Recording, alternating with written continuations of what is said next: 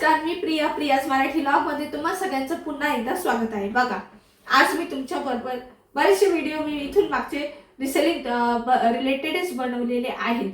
तर आजही मी तुमच्या बरोबर शेअर करणार आहे मिशो पे लेटर म्हणजे काय आणि मिशो पे लेटर रिसेलिंग साठी बेस्ट आहे का, मिशो पे लेटर रिस्की आहे का. तर मी हेच टॉपिक तुमच्या बरोबर शेअर करणार आहे. बघा, क्लिअर करणार आहे. तर मिशो पे लेटर म्हणजे काय. मिशो पे लेटर म्हणजे आता ऑर्डर तुम्ही तुमची जे काही कुठलेही प्रोडक्ट आहे ते तुम्ही बुक केलं आणि ते तुम्ही पे लेटर, मिशो पे लेटर असं ऑप्शन असतं पेमेंट मेथडमध्ये. जिथे तुम्ही ऑर्डर बुक करता तिथे पेमेंट ऑप्शन येतात, गुगल पे, फोन पे, तर फोन पे, वॉलेट असं ऑप्शन येतात. त्यामध्येच असतं मिशो पे लेटर. तर तिथे मिशो पे लेटरवरती तुम्ही क्लिक करून आणि तुमची ऑर्डर कन्फर्म करू शकता. पे लेटर म्हणजे काय, तर तुम्ही नंतर तुमचे पैसे भरायचे आहेत. तुम्हाला तुमची ऑर्डर तर प्रोडक्ट भेटून जाणार आहे, पण त्याचे पैसे तुम्ही लगेच न भरता तुम्ही ते पैसे नंतरही देऊ शकता. तर बघा, त्याला मिशो पे लेटरला 1 महिन्याचा टाइम असतो. त्या आत तुम्ही ते पेमेंट करायचं आहे. जे काही आहे जितक्या प्राइसचं तुम्ही घेतलेला आहे तितके तुम्ही पे लेटर करायचं आहे मिशोला. मिशो पे लेटर म्हणजे थोडक्यात हे अगदी सोप्या भाषेत मी तुम्हाला सांगते. आता वळूया मिशो रिसेलिंग साठी मिशो पे लेटर बेस्ट आहे का, किंवा मिशो पे लेटर रिसेलिंग साठी आपण करू शकतो का. तर हो, मिशो पे लेटर हे आपण रिसेलिंग साठी करू शकतो. पण बघा, मिशो पे लेटर मध्ये तुम्हाला जेव्हा आपण रिसेलिंग करतो मिशो पे लेटरला रिसेलिंगचे ऑर्डर जेव्हा घेतो आपण, तेव्हा फक्त ऑनलाईन पेमेंट करायचं आहे. तिथे मिशो पे लेटरला COD ऑप्शन अवेलेबल नाहीये. फक्त तुम्ही ऑनलाईन पेमेंट करू शकता.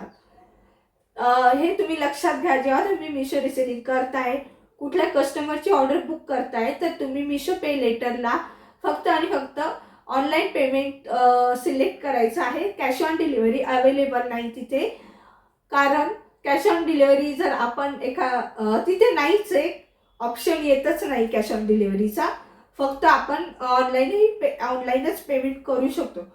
आता बघा, एकदम सोपं मी उदाहरण देते, म्हणजे तुमच्या लक्षात येईल की मिशो पे लेटर हे रिसेलिंगचे ऑर्डर्स आपण कशा बुक करू शकतो.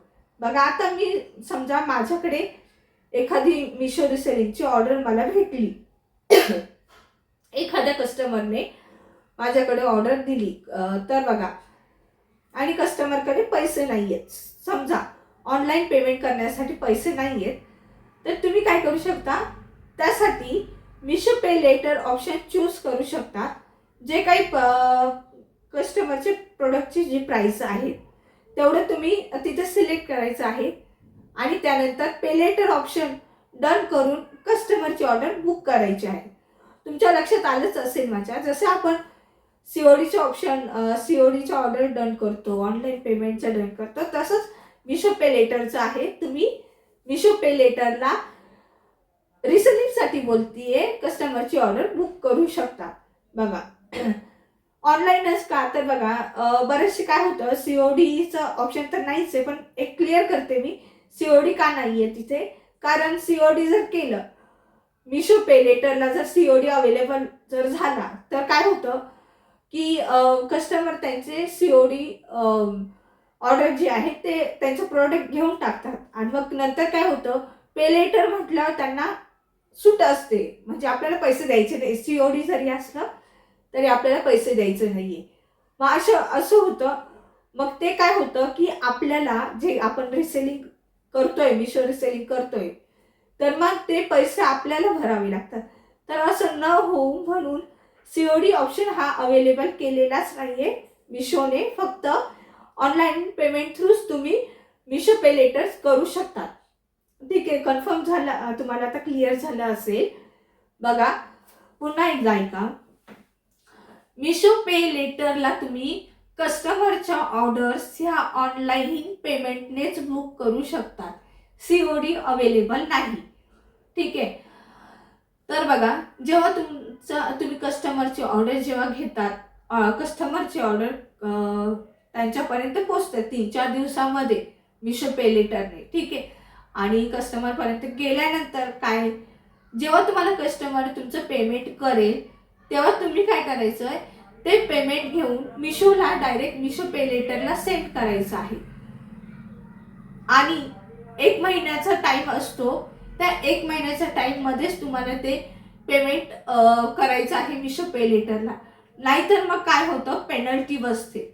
आता जे रिसेलिंग करतायत ना, समजा मी रिसेलिंग करते, मिशो पे लेटरने मी एखाद्याची ऑर्डर बुक केली आहे, कस्टमरपर्यंत पोहोचली आहे, पण कस्टमरने माझे 1 महिन्यापर्यंत जर पैसे नाही दिले, तर मग मिशो पे लेटरला पैसे नाही दिले मला भरण्यासाठी, तर मग काय होईल की मला स्वतः कस्टमरचे ते पैसे भरावे लागतील मिशो पे लेटरला. म्हणजे काय, तर ती पेनल्टी आपल्याला बसेल, कस्टमरला नाही. तर असं होतं की म्हणजे आपल्या खिशातून आपल्याला ते पैसे द्यावे लागतील. त्यामुळे जेव्हा तुम्ही ऑर्डर बुक कराल तेव्हा काय करायचंय